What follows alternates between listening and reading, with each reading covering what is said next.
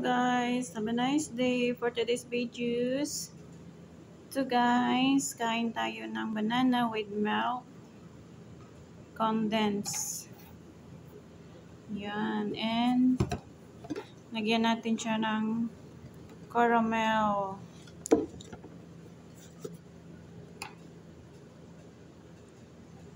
Yan. Then, kain na guys.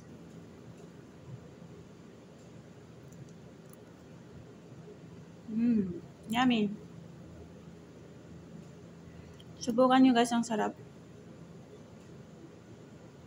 Milk, banana, and caramel.